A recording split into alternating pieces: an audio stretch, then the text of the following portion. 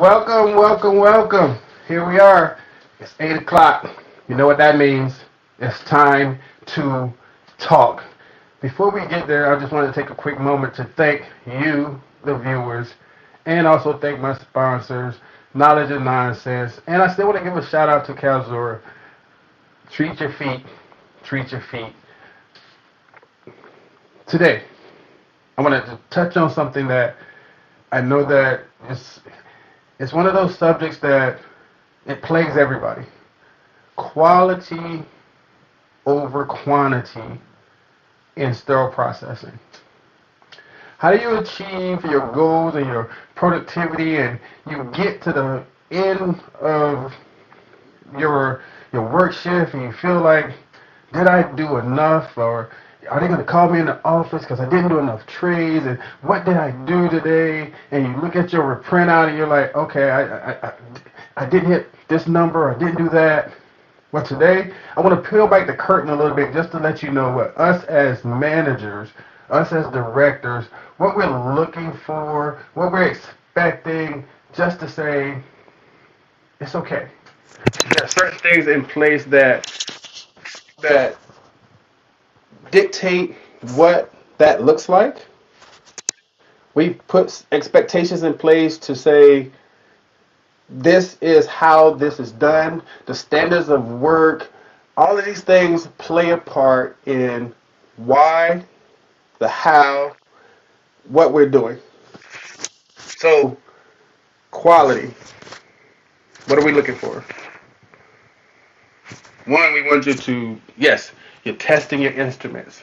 You're going through your natural processes and making sure that you're testing your scissors, you're testing your rongeurs, you're testing your carousels, your osteotomes, you're going over your, using your borescope through your suctions and your cannulated items. You're doing all of these things without sacrificing any of your steps.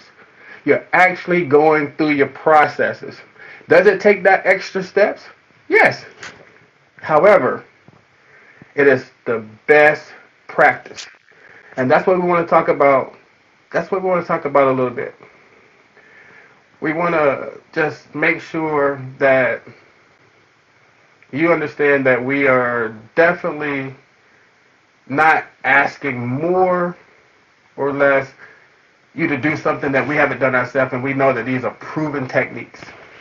So I have a special guest with me today. So we're going to bring in Mr. Dwayne Taylor so that he can help me show you how we achieve these things. Hello, sir. How are you? Good evening, everyone. Dwayne, today we are definitely talking about something that I know that everybody is curious about. Quantity, quality, productivity is how do we get all of those things without sacrificing our processes. Right.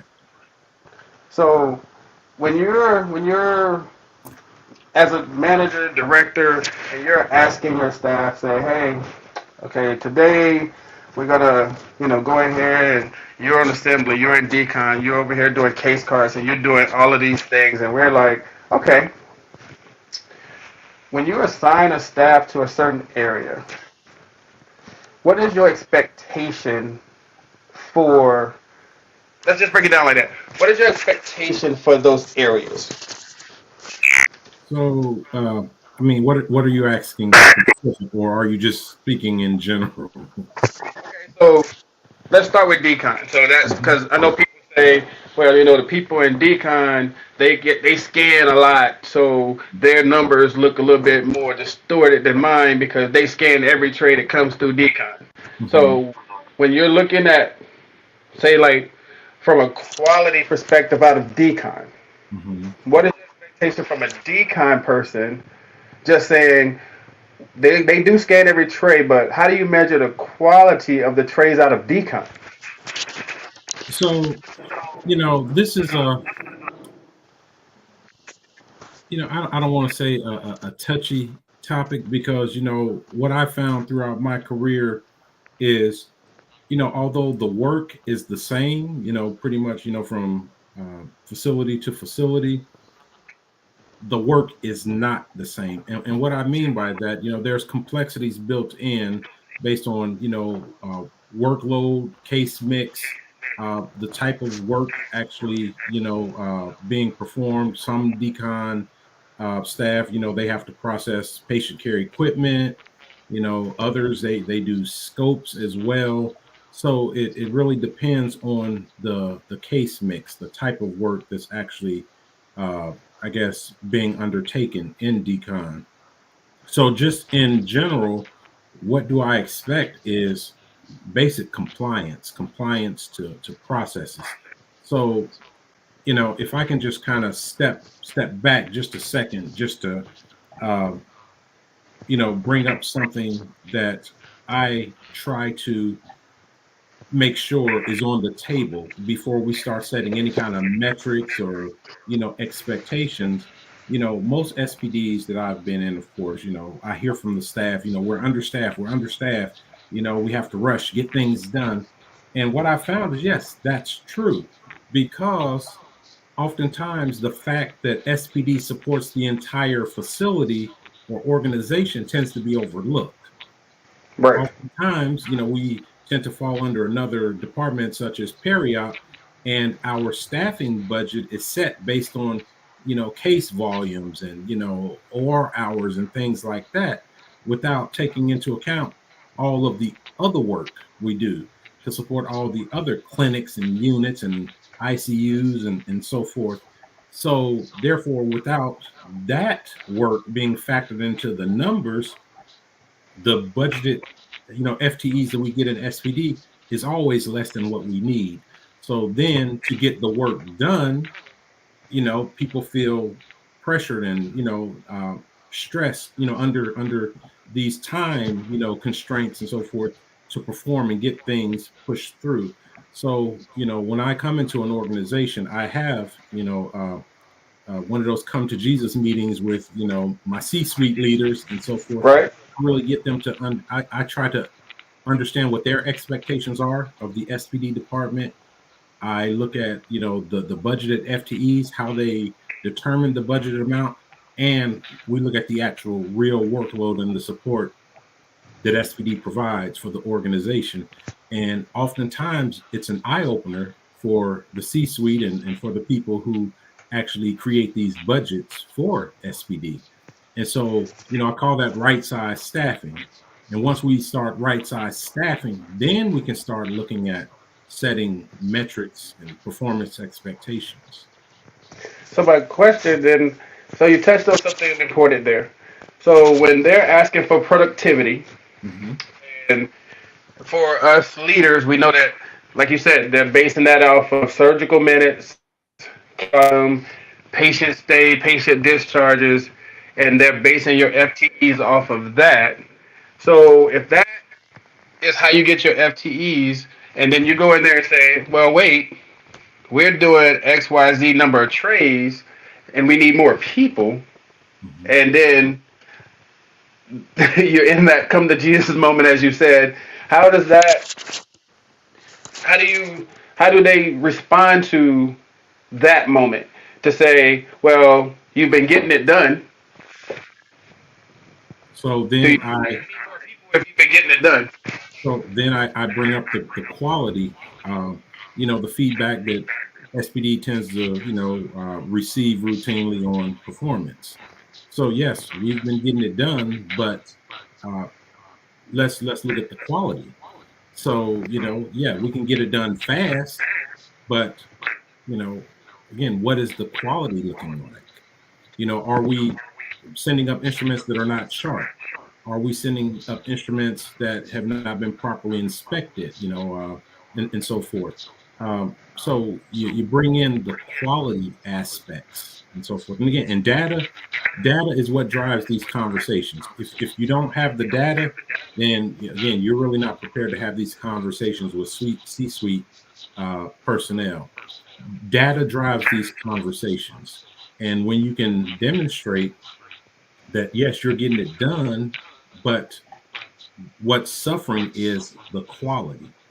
And so again, that's pretty much the conversation that I bring to the table. They look at the data, and they do have questions such as, well, how many trays should an average SPD tech assemble in a 8-hour shift, or how many instruments should they assemble, and you know that can be subjective.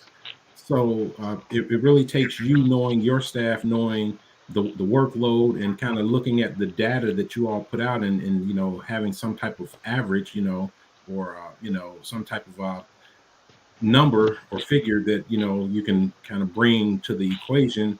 So again, it becomes a simple math problem after that, and you can really see about how many more FTEs you would need to uh, actually do the work at a good, comfortable pace where you can factor in, slowing down for quality.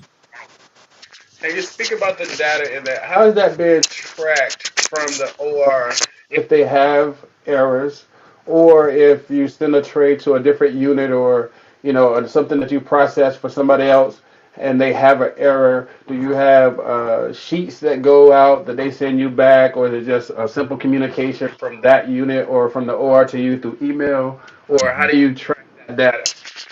So again, it's a combination. So for trays that have count sheets, I require the count sheets are sent back. They can add notes, to the count sheets.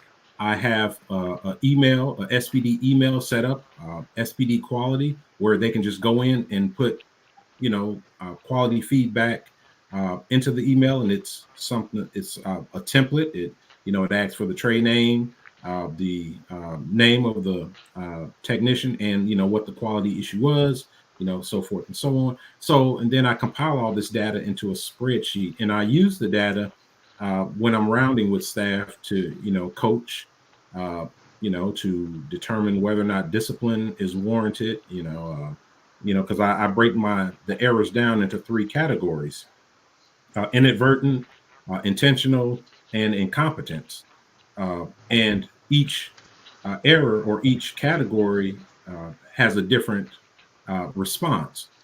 Inadvertent, and of course, you know how it goes. You get busy, people are multitasking, they have multiple assignments, they're answering the phone, they get back to the trade, forget where they left off. They think they did that, they didn't. So you have your inadvertent mistakes, then you have your intentional, where people know what the process is, but they're going to do their own thing. And Right. then they make an error, or it makes it to the patient. And then incompetence, people who are doing work that they are not trained or qualified to perform, or maybe they did not receive proper training. So I look at those three. Uh, Inadvertent, of course, I coach those. Not coach them as in discipline coach, but I coach them to support them, and let them know, slow down, just make sure attention to detail, things of that sort. Intentional, again, depending on the event, does that warrant discipline? Does that warrant some type of written notice? And incompetence, of course, that warrants training. Okay. So you actually go through the levels of whether it's coaching to written or verbal through your progressive discipline steps Mhm. with based on the feedback you got from the errors of the trades. Correct. So I would have to ask, because a lot of us managers say this: if it's coaching because it's inadvertent, how many of those inadvertents lead to say that first actual discipline? Mhm. Because something like you said, if it's multitasking and it's something that's, what I'm saying, like if it's more than one just inadvertent because they're trying to help the department and they're multitasking, and Mhm. it's never one of those that's just intentional, how Mhm. many coaches do you have? So, and I don't think there's a silver bullet, to answer that. I think it depends on the makeup of your team, the amount of FTEs. Again, I've been places where they support lots of cases, and they'll have, a total of 10, 11 people in their department. In other places you go, they support the same type case mix and volume, and they'll have, 40 people. And so you really have to look at, how your department is structured and set up. And, some people, again, they have 2, 3 assignments. So again, that opens the door for the possibility of, errors to be made. So again, which is why when I have the conversation with the C-suite, and we're looking at errors, we're looking at staffing, we're looking at overall responsibility and SPD support, again, I factor all this in. The more stretched out we have staff, the more multitasking, we're increasing the likelihood of these errors to happen. And when you look at a lot of errors in SPD, I mean, you really look at the processes. And that's one thing in a lot of SVDs I've been in, people don't tend to look at the processes. They tend to look at the people that are making the errors and not the processes that we're following that allows these errors to happen. Right. Okay, something you touched on, so I want to touch on it real quick. So, break down trays versus instruments versus equipment. Okay. So, if how are you measuring if it's tray if you're measuring what somebody's doing? Mm-hmm. I heard you say some people have how many trays they do, maybe how many instruments they go through, and I know in decon you said they're doing a different type of metric, but how are we quantifying trays? How many trays somebody does versus how many instruments somebody touch versus how much equipment somebody does? Mm-hmm. So, Same error metric though. So if we're saying I did 27 trays, mm-hmm, and maybe I had one tray that was say messed up or had an error on, mm-hmm, and if we did instruments, I had 1,400 instruments, and maybe you got two errors. mm-hmm. We quantify which one was worse versus So again, I think that's one of those things that are subjective, and again, you would have to, I guess, determine that in based on your department, based on your workload, based on your staff. Um, One of the things I do as far as establishing these metrics is, if we have a tracking system, which most places do nowadays, you know, right. you go in and I just look at the data, whether it's good data, bad data. I look at the data that's there, and I look at decon. I look at the throughput, the workload, the volumes of work that the staff is doing, and I look at the average. So I set the average as just that, collectively for the entire, everybody who's worked decon for the last 30 days, 6 months, whatever. So whatever time period I'm using, I look at the average, and that's what I set as expectation. And then, of course, you're going to have your individuals that work well above that. And so now when I'm looking at rounding and I'm looking at staff evaluations and so forth and performance, I can see what the average is versus those who are above average or perform above average. And then, of course, I factor in errors and so forth based on the volume of work that they're doing. Does task actually play a part in uh, determining that part of the productivity? Like, so if we're working on trays or we're building case cards and say the doorbell rings or the phone rings and I have to go handle something for the OR or another customer because customer service is one of our things, Mhm. does that task play a part in, like, that part of it? Do those tasks get factored into the equation? So yes, I like to factor them in. Again, if you have a tracking system, there you can create these scans or barcodes where if you're performing a task, and I like to use the handheld mobile scanners. You're performing a task. Now you have to go answer the door. Now you scan onto another task. It pauses the task that you're on and actually starts another task. So you can actually look at the productivity. So there's no gap in performance. Uh, and it's not adding more time to the current task because the clock is still counting up, but you're over here helping a customer and so forth. So it added 8 more minutes onto the task, and you actually weren't working on that task, Right. So I like to do that, to actually scan, break, answering the phone, helping assisting customer, looking for instrument. So I add these barcodes, and then I look at this data over a period of time, and I'm looking at, well, how much time are we spending looking for instruments. So, and then I use this data for process improvement, or even to justify hiring in an entry level person to uh, take care of answering the door, or running instruments up and down to the OR, things like that. I say it doesn't take the skill set of a sterile processing tech to answer the door. It doesn't take the skill set of a sterile processing tech to deliver something to a room, or go pick up dirty instruments from the clinics and so forth. Right. So I use this data to justify hiring in again a less skilled person to complete some of these, what I call ancillary tasks. So the data really tells the story for you. It really does. Okay. I got a message here from Ms. Holland, says having very clear SOPs and setting their expectations will eliminate many of the careless errors. I think that goes back to what you were saying as far as like if if everything is clear and laid out, it's the process you're looking at, not the people.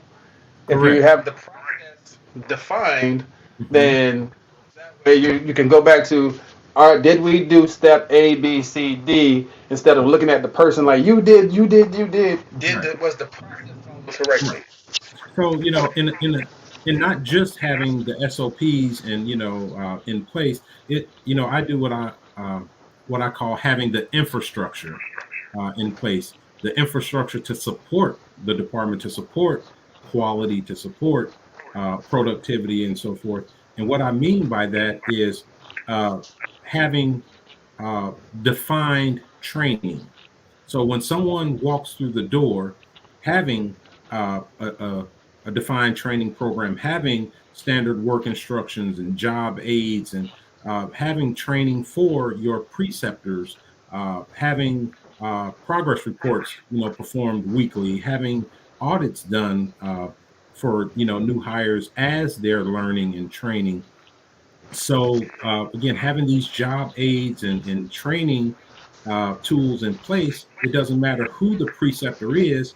Again, it's structured, it's choreographed, so to speak. So whether you're training the person, you're in decon, well, you're breaking down the case card, step 1, 2, 3, 4, 5, 6, 7, 8. If I'm training the person, I'm going by that same template, step 1, 2, 3, 4, 5, 6, 7, 8. And when you have these job aids and training tools throughout the entire department, you tend to see a little bit more consistent outcomes, and not just do this, but having the whys behind it. This is what you do, this is how you do it, this is why you do it, and so forth.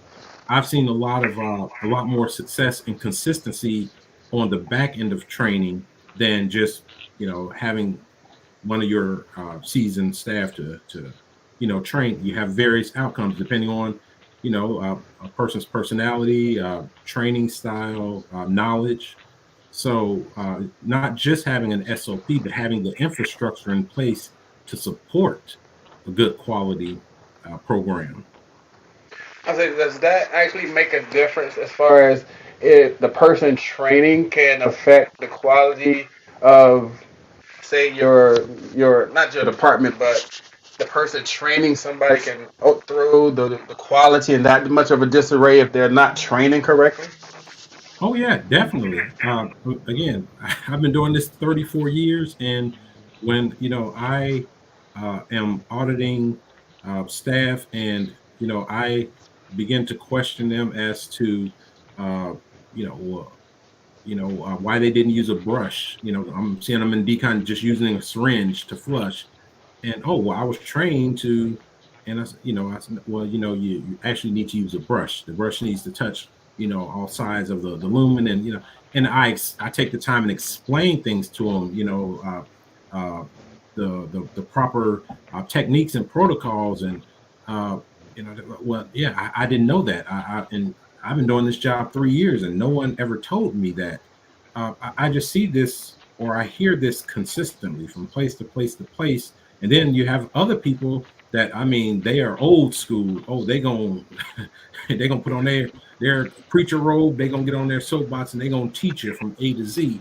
So you have these various outcomes. Some people come out like not knowing very much, and other people come out like, oh yeah, Miss Bertha, she's gonna really lay it down and let you know what it's supposed to be and how the instruments are supposed to, you know. So, but having that infrastructure in place and standard procedures, it just allows, no matter who's training, it gives that template. It gives that structure for you hit all these points. This is how it's done. This is why it's done. And what I found is when you're training and they understand the why, that makes that quality a little bit more impactful. Okay, I appreciate that, but now let me ask you a question. Hmm. So, say you have that same person who really into their quality, but they take, I won't say extra time, but they are very careful Hmm. uh, when they're doing it. So, the time frame that you have set for that task or that tray, the length of time the average time that it takes to do that tray, Hmm. they go well above the time to do that trade because they're very carefully inspecting and every Hmm. inch of the trade they have to inspect. Hmm. Do you penalize somebody for going above and beyond for quality? No, I don't. So what I do is I do have a huddle board, and on the huddle board I do post productivity. Of course, it doesn't have I don't put the staff's names. Everybody is assigned a number, and so I put the productivity there, and no one wants to be on the bottom, of course. So Okay. what I do is I actually set goals for the people who they have very good quality, but they're just slow. So when I round with them, I show them their quality, and yeah, your quality is great, or you're doing 12 trays in an 8-hour shift. Your quality is great, but over the next 2 months, I'd like to see you move up to 14. And so I kind of coach them into I guess stepping out of their comfort zone a little bit, and I kind of slowly work them up instead of trying to get them to do 8 additional trays in a month. I kind of slowly and gradually work them until I see that I'm putting a little too much pressure and I'm starting to see errors and things like that, because again, we're all different, and some people are more conscientious. Some people are a little bit more careful, and some people are just afraid to make mistakes. So I push and I push and I guide, and I try to coach them to perform at a little bit higher level. But no, everything is about support. It's not about penalizing anyone. It's not about discipline. It's about trying to get them to grow and to develop, because staff development, again, that's supposed to be an ongoing thing. So as I'm Right. rounding the staff, I set these goals, or if, I'm looking at their productivity and I see, well, they never do any ortho, or they hardly do ortho, and they do 90%, general. So I will set goals. I would like to see you do a little less general, and I'd like to see you work in some ortho, or some cardiovascular, or if they're lacking training or they're not comfortable, then I get with the educator and we set up a development plan to support them in learning these instruments that they're not familiar with, and we just keep monitoring. Okay, what you think of this one? I got a Rebecca Park says, in this line of work, quality and quantity need to go hand in hand due to the demands of the department and emergent cases and next day cases. So again, I can't disagree with that. I mean, that is the world we live in. um, but like I said, that has to be metered with realism, you know uh, realistic expectations. And like I said, oftentimes, if these conversations are not had about whether or not your staffing model is supportive of the actual workload, you know, again, are you ever going to hit those quality marks? The people are going to get burned out. The people who are proficient, and they're going to carry the bulk of the workload. They're going to get burned out. Uh, Staffing models have to be addressed.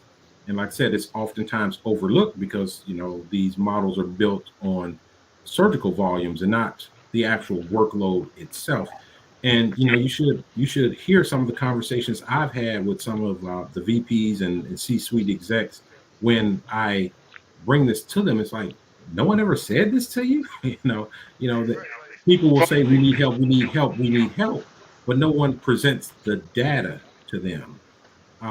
And so then I'll sit down and I'll talk with the CFO or the peri-op business director, and then we will reformulate, the FTE budget based on, again, data that I can readily show them as far as volumes, in addition to what we do for peri-op. And I'm going to tell you, probably 98% of the time, I've had my budgets adjusted, for the better. And now we can look at, like I said, expanding and focusing a little bit more on quality. Okay, we're going to talk a little bit more about this right after this commercial. We're going to jump right back into more of the staffing model and quality right after this commercial. Be right back.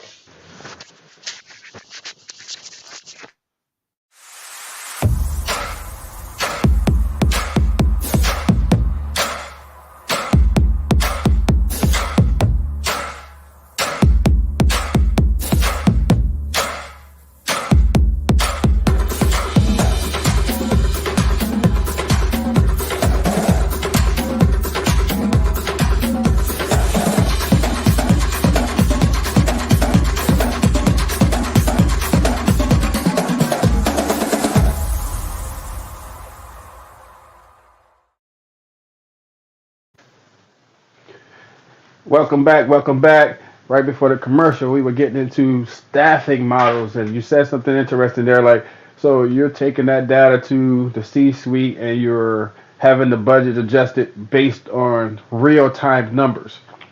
What happens when there's a swing in the workload? We all know that, like, say, the day shift doesn't work like the evening shift. The evening shift doesn't have the same workload as the night shift. The numbers are miscrewed, just a little bit off. Mm-hmm. You don't need the same FTs that you need in the daytime that you need in the evening. You don't need the same number from the evening to the nighttime. Mm-hmm. How do you get that message across to your shifts Mm-hmm. and to the C-suite when you're stacking how you have to stack, and then keep it from being this shift versus that shift because of, hey, the metrics are different. Mm-hmm. I have to staff how I have to staff Mm-hmm. and still be okay. Still have your department okay. So I'm a very visual person, and again, the tracking systems have all the data that you need. So let's take, for instance, and I like to, if we have like analysts on staff, peri-op analysts, or process improvement analysts. Again, they're phenomenal at bringing the data to life, creating charts and graphs. So what I do is I look at my staffing model, and I call it, the staffing curve. Starting at 5 a.m. And it goes all the way back, to 5 a.m. So I look at the actual workload I use decon as the starting point. So as stuff Right. hits decon and we're scanning stuff into decon, so I'm looking at, as the morning goes, that, line, start to go up, around 11, 12, it really starts to grow. 3, 4 p.m. I mean, you have a mountain there. 7 p.m., it starts to slope down. And, as the evening goes, it just slopes down, down, down, down. So now I see my work model. And again, I'm looking at averages. Okay. Uh, because, it's going to fluctuate from day to day and time of year, but I'm looking at averages. So I look at that work, uh, model, that line, and I do my staffing. So I don't bring 20 people in at 7 a.m., because there's not that much work. So, before the show started, you talked about fixed, you know, uh, uh, The, positions. the, the types of work, the fixed Yeah, versus the fixed. variable. Yeah. Right. So things that are fixed, such as, if you all start pulling case cards at 6 o'clock in the morning, well, how many people do you need to start pulling case cards for the next day? If you need someone in the scope room, to open up the scope room, get things, all right.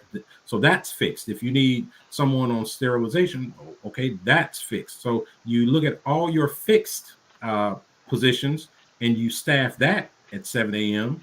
Uh, and then as the work builds, then you bring a couple of people in at 8, a couple of people at 9, a couple of people at 10, a couple of people at 11, and so forth. So as the work build, so does the workforce, or build. If you have a bunch of people there at 7 o'clock with nothing to do, well, by the time the work hits the department, well, now you got people about to go home and so forth. So if the bulk of your work is, at that between 3 and 7 p.m., well, that's when you want the bulk of your people in the department. So again, factoring in all the other areas you have to support as well. Again, you want to factor that workload in. So again, like for instance, if you support the GI suite, you're cleaning scopes. Okay, well, that's a fix. So, uh, but when you look at that work, as the work comes into the department, you want your staff to follow that line as much as possible. That's what I found that worked. And when people see that, and of course, people want to come in 7 o'clock, and I said, well, I can't bring in 20 people at 7 o'clock. So what I do is I set, okay, I'm going to need 3 people at 8. I'm going to need 4 people at 9. I will need 4 people, at 11, so forth. And I say, pick a shift, because this is the work, this is the staffing model we're going to go with. So the average, I mean, if you're just saying the average shifts, 7, 3, and 11. So you've staggered shifts in between there just to fit what you needed to fit for your facility. Right. Okay, because I know that they said that you can't. I can't say you can't, but so you're doing all this based off the data. Again, the data drives what you need fit what you needed to fit. So they're allowing you to post these positions based on your need, based Right. on the data. Okay, Correct. okay, So, so but that's a good again, one. the data makes the business case, for me. It's not that I just want to come in and just, shake up, people's lives. But again, if we have a lot of people sitting there at 7 a.m. with nothing to do, again, though that's wasted. We're throwing money away pretty much. Uh, that's waste. So again, as there's work to do, we bring people in to do the work. And I found that actually, oftentimes people don't like it in the beginning, but once they kind of get used to that, it's fine. Now, one of those variable jobs where they say there's always something to do in SPD. Hmm. So at 7, there may not be like a bunch of trays from the OR unless y'all had a busy night. What Hmm. about going through the pill packs? What about rotating the stock? What about, the equipment? What about all of these other tasks that belong to SPD that they could get accomplished in the daytime? What about the testing and all of that kind of stuff that takes place? So again, I look at those tasks. Are they tasks uh, fit for sterile processing techs, or are they ancillary tasks that can be done by, again, one of the entry level? So again, I bring them in again as part of that staffing model. Yeah, if we're gonna be, restocking, and again, it doesn't take the skill set of a sterile processing tech to, run these items up and restock the pods, or the core, and so forth. I want my sterile processing techs where the sterile processing work is. The ancillary tasks, again, these entry level people that, it's not going to take me a year to train them. I can get them trained in a matter of weeks or a couple of months as opposed to a year. Then, yeah, I split those ancillary tasks off to these entry level staff members. So what about those things like that are out of your control? So you've staffed according to your model, Hmm. and then you have, let's say, like those variable things that happen. You have sets in the sterilizer, you have sets in the washer, but those things are fixed. Once Hmm. the sterilizer starts, it started. Once the washer started, it started. And you have brought in the minimum number of people you needed to staff based on your model. But Hmm. then these emergencies or things start popping up. What do you do in those situations? Because now you don't have those extra bodies there to Hmm. help out. So now somebody else is like, they're running around trying to do multiple things because now they don't have that backup that they would have had having all those other people there at 7. Now that since everybody's staggered, Hmm. what do you do in those situations? Well, I Because do. wouldn't that affect the quality if somebody's trying to multitask and then it's a bunch of partial things being done instead of focusing in on one thing? Yes, I do. Now, again, I don't want you to think that I staff just to the bare bones, just to skirt that line. I try to keep it close to that line. So I do bring in people that I call floats. So these are the people that we staff the required assignments and so forth, but then also have floats to kind of anticipate those type of scenarios. And again, depending on the size of the workload, the size of the facility, sometimes it can be 2 floats, sometimes it can be 3 floats. And these are the people when, all heck breaks loose in decon, I can send another body there, because that was unexpected. Or, Okay. the sterilizers are malfunctioning and we need to transfer stuff and I have that additional body and so forth. So it's not that I just staff to the bare bones. Is I don't bring 20 people in at 7 o'clock. I bring enough to staff. Then I put 2 or 3 more on top of that to be the floats, just in case. Okay. Okay, I got another question for you from our gallery here. It says, what do you do about people not scanning items or scanning items to the wrong place? I think that's going back to what you were saying about something that's the 3 phases that you put it in, Yes. whether it So was intentional or right. so. So inadvertent, intentional, or incompetence. So Right, again, scanning, of course, using your tracking system. That's part of onboarding, training. We have a job aid. Again, people, they are signed off on their competency. So once again, they know they've been properly trained. Uh, Again, now it's about accountability because all of these processes are supposed to have accountability built into it. So right. if they're not scanning, and again, they're competent, they've been trained, you can go through the you've done audits, they know. So now it's about accountability because that's intentional, you know. So again, I'm not big on discipline. I'm big on coaching, developing staff. But again, if this shows to be a pattern, well, you can only talk so much before you now have to change the conversation and move into a different direction. So if people aren't scanning, I have those conversations. Is it the process? Is the process too cumbersome? Does the process actually impact your ability to it? So I try to talk. I try to get some consensus. Is it one person doing? Is it multiple people not scanning? So I try to own the process. Uh, is this a complicated process? Is this process, because I'm not doing it every day. So let me try to see things from the employee's perspective. Right. And if it's just, we don't like doing it, and okay, I get that. However, you reiterate, I'm sorry, the expectations. And again, if you continue to have non-compliance, well, now it's time to change the tone of the conversation to, well, you're doing this intentionally. All right, got another one for you here. It says, how do you handle the phrase, this is how we've always done it, pertaining to the possibility and old quality of standard versus a new procedure set in place for up and coming changes in how we process instruments. That old phrase that gets everybody in trouble. This is how we always done it. So Hmm. versus when there's a change and there's something new. That's how we process something versus when somebody that's been there for a while is always going to hit you with, no, no, no, no. This is how we always done it. How do Mhm. you handle those type scenarios? Since you say you have that hierarchy of the vets, the Mhm. intermediate, and then the newbies. Mhm.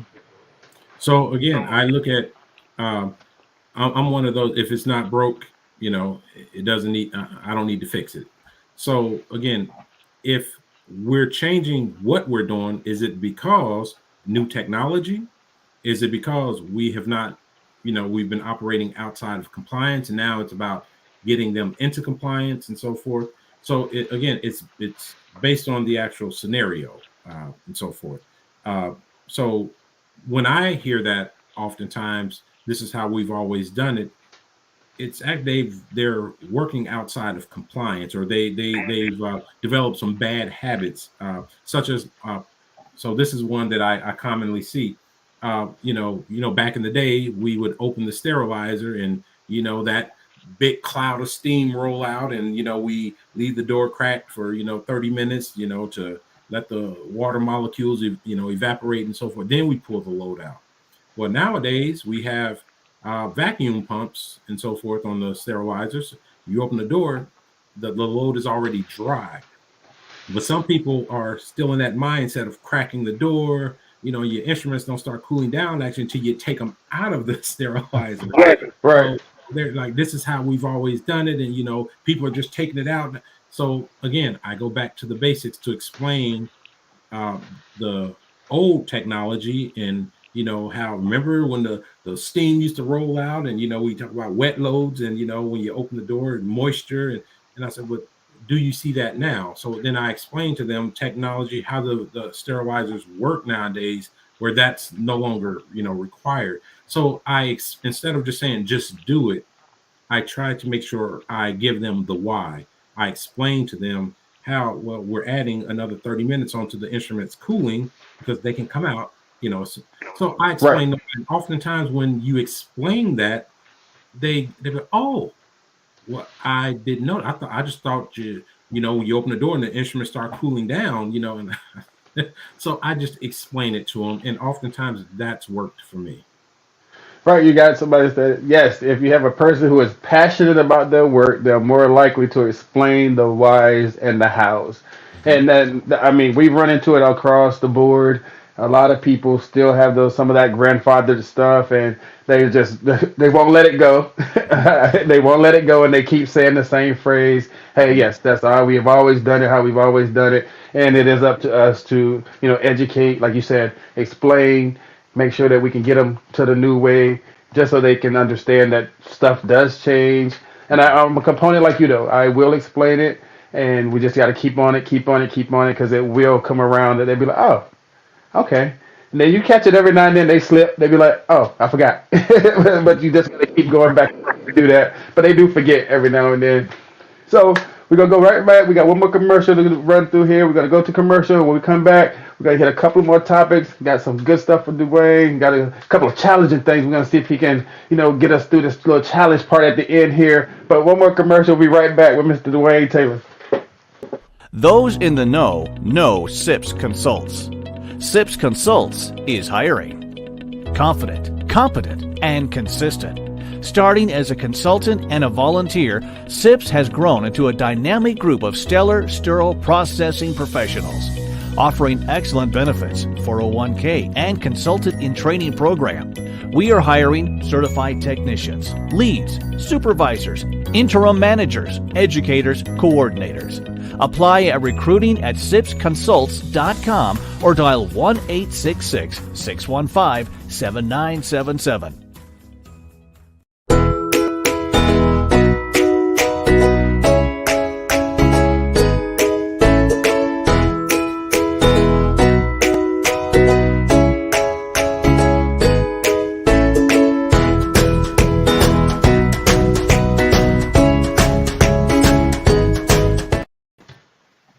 Welcome back. Welcome back. Big shout out to UCDI. If you have not, check them out. The reset is real. Reset is real. Big shout out to Knowledge and Nonsense. Big shout out to Dwayne for being here with us tonight. Uh, Dwayne, just real quick topic, quality. We're talking quality. What do you do when you have these processes in place, such as, let's just throw one out there, loaner trays. Mm-hmm. The bane of your loaner trays. When you just got reps who won't comply with your system, and if they do it right, you get them that 48 to 72 hours in advance. So you got time to go through them perfectly. Everything is fine, but then they don't, and you get them 24 hours, 12 hours before the case. Do you Mm-hmm. turn them away? Do people take those? People take them in. They don't have the same amount of time they normally would have. Do you expect the same quality you Mm-hmm. normally would get? Mm-hmm. So, I'm big on uh, policies, procedures, compliance. So, if that is a problem in my facility, of course, I do meet with leadership, especially on the physician side. I normally look at the chief surgeon, or uh, the chief of surgery, who's the chief medical officer. Uh, so I bring these type of concerns, you know, to that person, and our process improvement person. Again, we're looking at data. We're looking at compliance. Are they bringing the trays in enough time to allow us to properly process them? Disassemble, inspect. I'm looking at the errors, or the complaints that we're getting regarding dirty trays, or vendor trays and so forth. And again, I do the same thing that I do with the C-suite. I explain to the physicians. Again, we need time to properly assess, properly clean, properly inspect. And when they come bringing 15, 20, 30 vendor trays in the middle of the night or the morning of, you Right. know, number one, we have to factor that into our existing workload. And I can guarantee you, again, now uh, we're rushing to get them done. So we don't have the time, or we're not taking the time to inspect, to disassemble, to separate trays and look, because now it's about getting them ready by 7 a.m. And Right. so again, we start having these uncomfortable conversations, and I find a physician champion that's going to hold the vendors accountable. So we approach it as a unit, as a team, as opposed to you know SPD against the world, so to speak. Again, I get buy-in from my physicians. Again, letting them know, number one, we get it, we understand, and this is what the plan is. This is what we're trying to do to address the quality. However, we need time to do it, and if we have a policy and the vendors are not abiding by the policy, then this is going to affect the quality. And as we're Right. training our staff, and we can't follow the protocols if, again, we don't have the time. So what I've seen is, yeah, we do have these physicians that do step up, and they do uh, reach out to some of these companies, and they do hold them accountable. They bring in some of the executives and say, this is our policy. And if you can't get us more trays, or you only have one set, and you're sharing it between 3 hospitals, and we can't get it on time, we may have to look at a different system. So now, does that happen all the time? No, it doesn't. But Right. having these conversations with your surgeon and chiefs, and so forth, again, you now have another champion on that side, that whenever vendors are bringing in trays late, well, now we report that to the chief. And we meet once a month to review these statistics and so forth. And we now see Depew getting better. They're bringing their trays a little bit further out, and you can see who's remaining the same, who's getting better. And oftentimes you see a significant improvement, but you got to have those physicians backing you. You got to have those physicians reach out. and oftentimes they do. Well, I talked to this surgeon, and he in the middle of the night he reached out, and he didn't realize he was going to, and so you know those do happen, or instruments had to be shipped in from another state. So, but for the most part, we do see more routine compliance when we have some physician, on board that's kind of handling things on that vendor side for us. But that one off is a lot different than it being a routine Yeah. basis, though. That Yes. one off, yeah. So that one trade coming from out of town versus 30 trades showing up the morning of Right. is treated a whole lot differently. Right. So, okay, so on that same line of questioning, so if there, whether it's trays, whether it's instruments, and you're having them do all of their quality metrics, and you say you add a borescope into that, and things change like that, how long do you compute the data to say, okay, now I have to refigure the task and like change the time that it takes for them to do this tray, Hmm. and then recompute it and put it in the system so that now you're getting credit for taking the time to to uh, to assess the tray correctly. Hmm. Like, so like I'm testing every scissor, I'm going through every kerrison, I'm checking all my osteotomes, I'm going through every cannula with my borescope.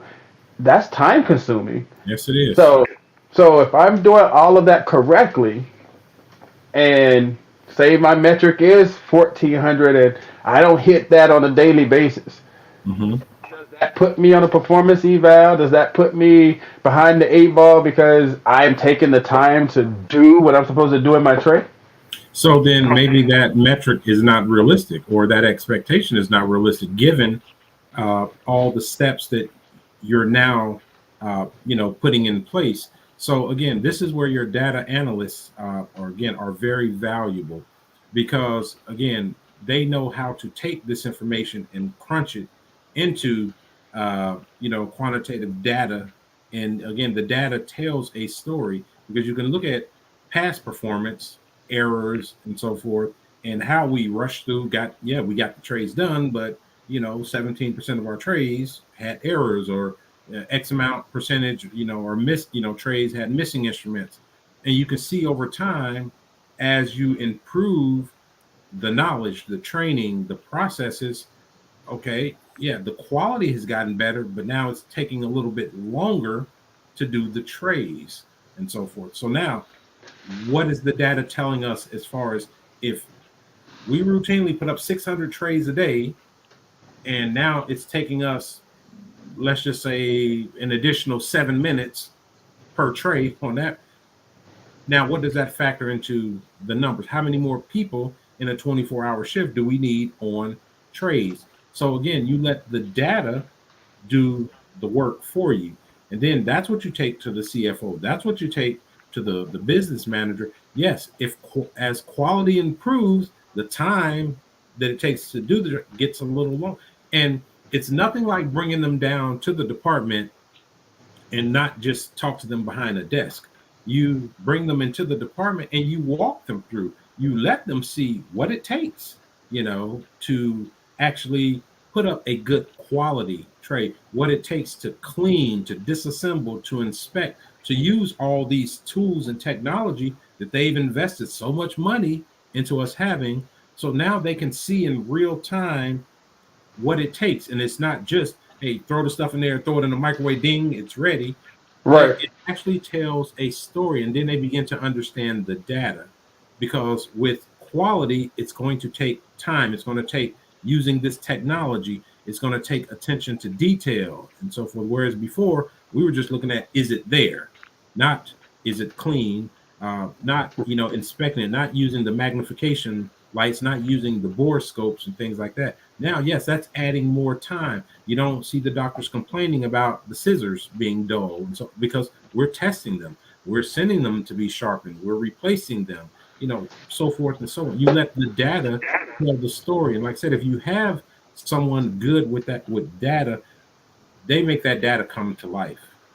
I think you tried to slide one in on me right there. You said missing instruments. So missing items.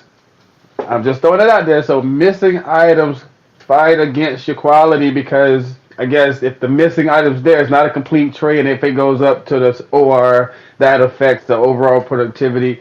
So you tried to throw that one in there. You tried to slide that one by me. I heard you. So you talked by it, but I heard it. I was like, oh, he threw missing items in there. People don't want to talk about missing items in trays. They don't want to talk about that Yeah. one. But that's a different. Hey, it's been a pleasure, my friend. Always a pleasure to have you on. I hope that people got a lot out of what we were saying here because, like I said, those analytics that you're referring to, they all tie into the bottom line is quality. It can't be a shortcut. You Exactly. have to follow your steps. We talk about productivity. They hear us preach about productivity, productivity, productivity. I meant to got somebody here real quick. It says, why wouldn't you want an all-around staff to be able to do all these tasks so when they finish doing those tasks, they can work on trades and decon? So I guess they're talking about when you say the ancillary people that you have come Hmm. in to do little tasks. Why wouldn't you Hmm. want them to do everything, be able to do everything so they can help on trades, they can help in decon? Yeah, because you said that their skill sets didn't have to be the same as everybody else. Right. Because when you look at a lot of these ancillary tasks, again, there are things that need to be done and they need to be done throughout the day. So, again, you have someone focused on those tasks. First thing in the morning, they may do rounds. And then when they're done doing rounds, they're doing deliveries. And when they're done doing deliveries, they're doing out dates and, things like that. They need to be done. Things need to be unpacked and shelves need to be restocked and things like that. It doesn't take the skill set of a sterile processing tech. So again, it's work to be done throughout the day, and having that subset of worker to handle those things so that I can keep my sterile processing techs at the table where the instruments are, where the scopes are, and not, rotating them to unpack boxes or to, deliver items. It just doesn't take the skill set of a sterile processing tech. And what I found is it's easier for me to get these additional FTEs that are not on that higher, pay scale as a sterile processing tech. It's just been easier to get those type of FTEs approved without, uh, like I said, the work not getting done, or us trying to pass it off Right, to another department. right. Hey, I appreciate you. Miss Hollis said KPI boards are also a great tool that people can use as well. So, hey, again, back to the bottom line: quality, quality, quality. Make sure you're testing your instruments. Make sure you're using your borescopes. Make sure you're following your SOP. Make sure you're using the manufacturer's instructions for use. All of these things will make sure and ensure that we're giving the best products we can to the OR so that we can cut down on those errors and make sure that SPD is always at the forefront of patient safety. Dwayne, thank you, my friend. Hey, it's been time to talk. I appreciate all of you. Check me out if you're a fan of the show. Neverlosefocus.net. Support, support, support. The merchandise is out. I appreciate each and every one of you for coming. Next week, let's talk about it. Hey, longer drying times, storage, ST91. I got something for you next Thursday. Let's talk about it. Time to talk. I appreciate you. Good night, everybody.